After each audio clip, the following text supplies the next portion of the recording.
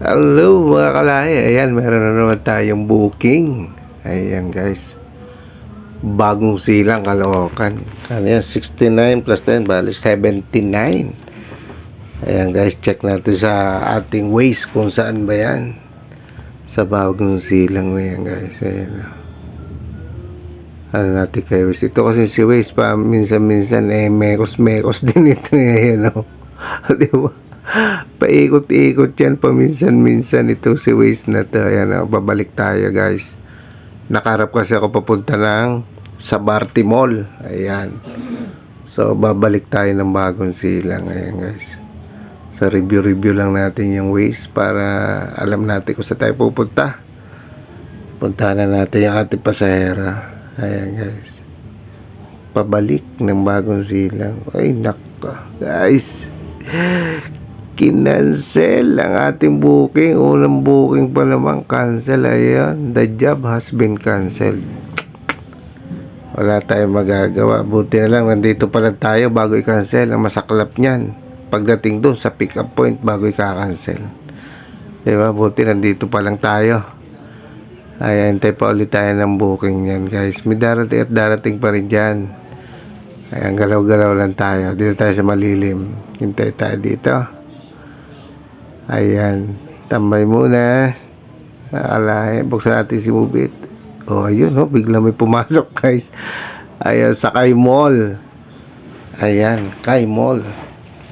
Dito lang yan, guys. May Sabarte Mall, katapat lang siya. Malapit lang, di ba? Ayan, punta na natin. Ayan. Guys, malapit lang siya. Katapat lang siya ng Sabarte Mall. Pag yung way natin na yan, nasa kanan yung Sabarte Mall, kaliwa naman yung Kay Mall. Diba? Pagtawid mo naman ng crossing, pure gold naman guys. Ayan. So, punta na natin yung ating pasahera. Ayan. Buti na lang mas malapit yung kinancel. Around 3 kilometers yung yung pick up point niya. Buti na, kaya siguro kinancel kasi nga malayo. Kita niya na malayo ako sa kanya. Pero mo 3 kilometers yun guys. Pupunta ko pa yun. Eto wala pa 1 kilometro. Andito na tayo. Kaya lang dito guys, kahit sabihin mong malapit, ayan, kita mo traffic dito. Kahit tanong mo na yung pasahero, pag na-traffic ka talagang matagal. Ayan o, kita mo naman yan, mga sasakyan na yan. So kakaliwa tayo dito. Nung nakaraan yung biyahe ko, naghahanap pa kami ng pasahero. Andun pala siya sa Sabarte, along Sabarte Road. Eto, Camarin Road dito eh. Dito ako naghihintay sa Camarin Road na to. Siya naman pala nandun sa Sabarte Road ng Kay Mall. Ayan guys, kaya minsan talagang iti-text natin yung pasahero kung nasan ba siyang lugar. Minsan ko sa kaya hati dito si Waze eh. Ayan, tingnan natin dito. Andito daw siya, tinext ko sa may Robinson. Kasi itong Kay Mall, meron ditong Robinson guys. Ayan o. Yun. Walang masyadong tao.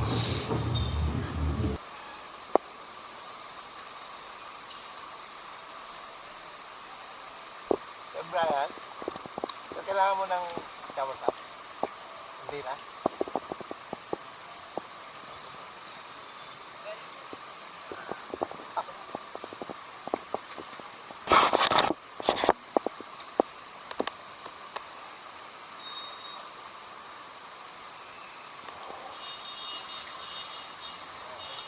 Okay na po, nakagap mo yung mo.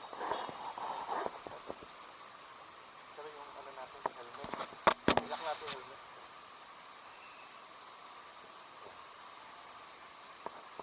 Okay na pa? Teka, saan ba ito? Saan ba ito?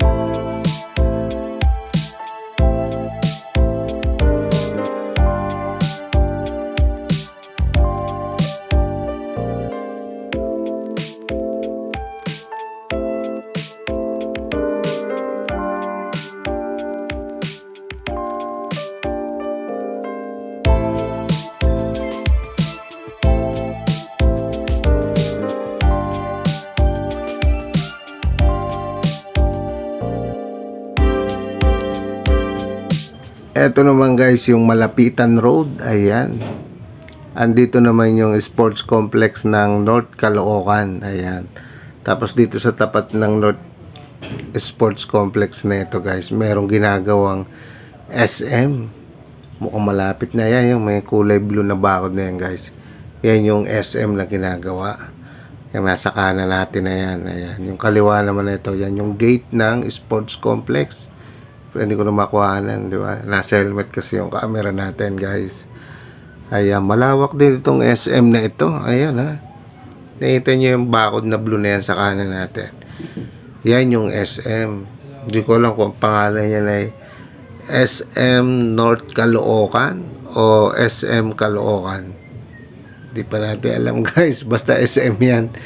Ayan, dyan. Sa lugar na yan.